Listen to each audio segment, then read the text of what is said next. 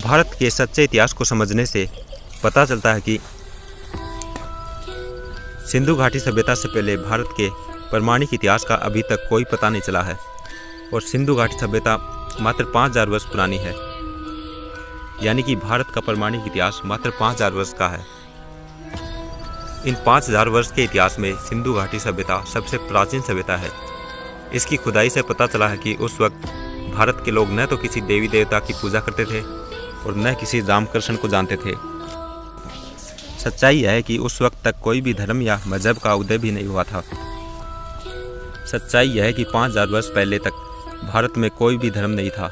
देवी देवता, ईश्वर, परमेश्वर कोई भी नहीं था। सुर, असुर, राक्षस और ब्राह्मण, क्षत्रिय, वैश्य, शूद्र का भी कोई नामो निशान नहीं था। मंदिर, मस्जिद, चर्च क्या होते हैं किसी को इसका ज्ञान नहीं था। नरबलि, पशु बलि, हवन, यज्ञ की ओर किसी का ध्यान नहीं था। यहाँ तक कि कोई व्रत और त्यौहार भी नहीं मनाते थे। उस वक्त पूजा के नाम पर भारत के मूल निवासी लोग प्रकृति के साथ साथ आजीविका के साधनों की पूजा किया करते थे, जिनमें हल की, बैल की, जल की, अनाज की, वायु की, अग्नि की तथा खेत खलियान एवं पेड़ पौधों की पूजा करते थे और मात्र 2 बड़े उत्सव मनाया करते थे। पहला उत्सव उस वक्त मनाते थे जब रबी की फसल से नया अनाज घर में आता था। इसके लिए फाल्गुन मास की पूर्णिमा का दिन उत्सव मनाने के लिए निर्धारित किया गया था। और दूसरा उत्सव खरीफ की फसल से जब नया अनाज घर में आता था तब मनाते थे और इसके लिए कार्तिक मास की अमावस्या का दिन निर्धारित किया गया था। इन उत्सवों के समय भारत के लोग नए अनाज से भोजन बनाते थे, नए कपड़े पहनते थे। अनाज पैदा करने में बैलों की और हल की बहुत बड़ी भूमिका रहती थी, इसलिए इस अवसर पर बैल और हल की विशेष पूजा की जाती थी।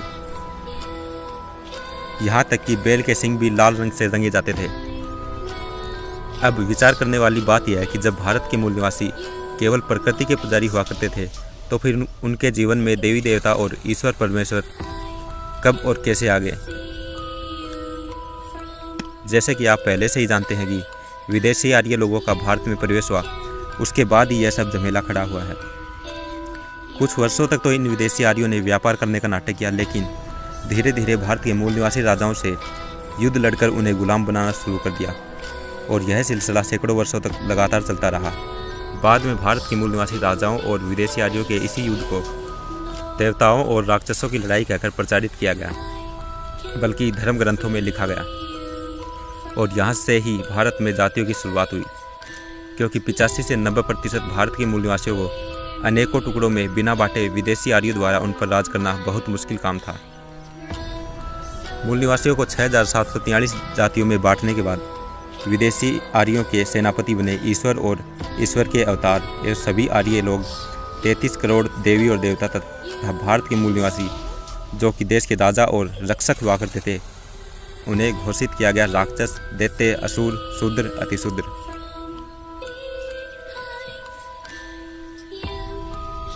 आज भी आप मनुवादियों द्वारा बनाई गई जन्म कुंडली मिलान करेंगे तो पाएंगे कि विदेशी मूल के लोगों को देवतागण और मूल निवासी लोगों के लिए राक्षसगण लिखते हैं।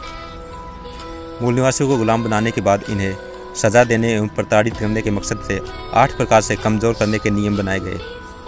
पहला, खेत खलिहान, जमीन, चल अचल संपत्ति से बेदखल कर दिया गया। दूसरा, शारीरिक रूप से ताकतवर होने से रोका गया। तीसरा, अस्त्र रखने और चलाने को अपराध घोषित किया गया। शस्त्र रखने को तो बहुत बड़ा अपराध घोषित किया गया। पांचवा, सभी प्रकार की शिक्षा प्राप्त करने पर पाबंदी लगाई गई। छठा, एक जाति के लोगों का दूसरी जाति के लोगों के साथ उठना बैठना एवं रोटी बेटी का रिश्ता रखना भी अपराध माना गया। सातवां, अपनी बुद्धि से कुछ भी नहीं करे, यहाँ तक कि अपनी संतानों के नाम निकालने और शादी का दिन भी निर्धारित करना अपराध माना गया। आठवां, गुलाम बनाकर प्रताड़ित करने, सभी मानवीय अधिकारों से वंचित करने के लिए विदेशी आर्यों को दोषी नहीं ठहराना, बल्कि अपने भाग्य में लिखा हुआ वह पिछले जन्म के पापों का फल समझने पर विवश कर दिया गया। भारत में सैकड़ों वर्षों तक विदेशी आर्यों और मूल निवासी अनार्यों का युद्ध हुआ। छोटी छोटी रियासत हुआ करती थी, उनके राजाओं के साथ प्रजा को भी मारना काटना शुरू कर दिया गया। उसके बाद ही ये जातियाँ और भेदभाव शुरू हुआ। विदेशी आर्यों के लिए सबसे बड़ी समस्या यह थी कि इनकी संख्या कम थी और भारत बहुत विशाल देश होता था। पाकिस्तान, अफगानिस्तान, बांग्लादेश और नेपाल तक भारत का हिस्सा था। इसलिए पूरे भारत पर अपना आधिपत्य जमाते इससे पहले ही इस भेदभाव के खिलाफ मूल निवासी राजा सुधोधन के होनहार पुत्र तथागत बुद्ध ने बहुजन हिताय बहुजन सुखाय के रूप में पहली क्रांति का बिगुल बजा दिया। इसी क्रांति के बल पर एक ही समय भारत बुद्ध में हो गया था और करीब 700 वर्षों तक अलग अलग जनपदों में बौद्ध राजाओं का राज रहा। उसी काल के समय को स्वर्ण युग कहा जाता है, अथवा यह भी कहा जाता है कि एक समय भारत सोने की चिड़िया हुआ करता था। यहाँ तक कि नालंदा विश्वविद्यालय से लेकर तक्षशिला, विक्रमशिला इत्यादि बौद्ध विश्वविद्यालयों की बदौलत भारत विश्व का गुरु बना। सब ठीक ठाक चल रहा था, लेकिन बौद्ध सम्राट वरदत्त की हत्या ब्राह्मण सेनापति पुष्यमित्र शुंग ने कर डाली और उसके बाद धीरे धीरे पासा पलटता ही चला गया। बाद में मनुस्मृति लागू की गई। बौद्ध साम्राज्य, बौद्ध साहित्य, बौद्ध संस्कृति, बौद्ध शिक्षण संस्थान, बौद्ध विहार, बौद्ध दर्शन, बौद्ध भिक्षु, बौद्ध उपासक, यहाँ तक कि साम दाम दंड भेद से बौद्ध धर्म को भी भारत से लुप्त कर दिया गया और जातीय भेदभाव का जमकर बोलबाला चलता रहा। लेकिन काफ़ी लंबे समय बाद करीब 14वीं सदी में एक बार फिर मनुवादी व्यवस्था के खिलाफ संतों ने आंदोलन शुरू किया, लेकिन उसे भी बड़ी चतुराई से भक्ति आंदोलन में बदल दिया गया। उसके बाद महामानव ज्योतिराव फुले ने सत्यशोधक समाज के माध्यम से मनुवाद के खिलाफ मोर्चा खोला, जो कि साहू जी महाराज के द्वारा बाबा साहब अम्बेडकर तक पहुंचा और बाबा साहब अम्बेडकर ने अपने जीवन के साथ साथ अपने परिवार को भी बहुजन समाज के लिए समर्पित कर दिया और अपने जीवन संघर्षों के बल पर भारत का संविधान लिखा, जिसमें एक बार पुनः भारत के मूल निवासियों को राजा बनाने का रास्ता साफ कर दिया और भेदभाव को कायम रखने वाले संविधान मनुस्मृति को जलाकर भस्म कर दिया। बाबा साहब अम्बेडकर के इस संविधान की बदौलत सभी को पढ़ने का समान अवसर मिलने लगा, तो मनुवादियों को रास नहीं आया और एक सोची समझी साजिश के तहत शिक्षा का निजीकरण किया गया। साथ ही सम्मानजनक रोजगार, सरकारी नौकरी को भी निजी हाथों में देने का काम किया। और अब तो एक बार पुनः मनुस्मृति को लागू करने का प्रयास बड़े जोर शोर से शुरू हो गया है। इसके लिए संसद के सामने भारतीय संविधान को जलाया गया और केंद्रीय मंत्री तक खुले मंच पर घोषणा कर चुके हैं कि हम डॉक्टर भीमराव अम्बेडकर के लिखे हुए संविधान को बदलने के लिए सरकार में आए हैं।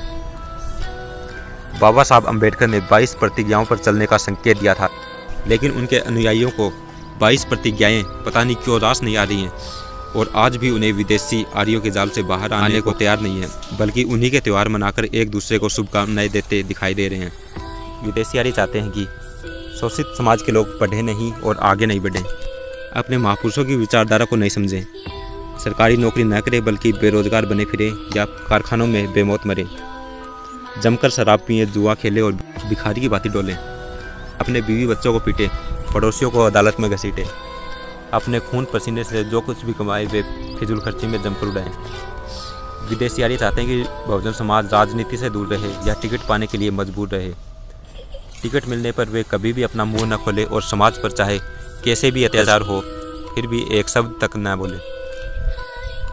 ये लोग अम्बेडकर तो बोलते रहे, लेकिन उनकी कई बातों को फैलाने वालों से नफरत करते रहे। शांत रहकर ये लोग अपने विकास की कोई योजना न बना ले, इसलिए इन्हें धरना प्रदर्शन और ज्ञापन में उलझाए रखें। विदेशी आर्य चाहते हैं कि बहुजन समाज जातीय महासभाओं को मजबूत करे, रोज नए संगठन बनाए और हर नेता अपनी एक राजनीतिक पार्टी बनाकर घूमता रहे।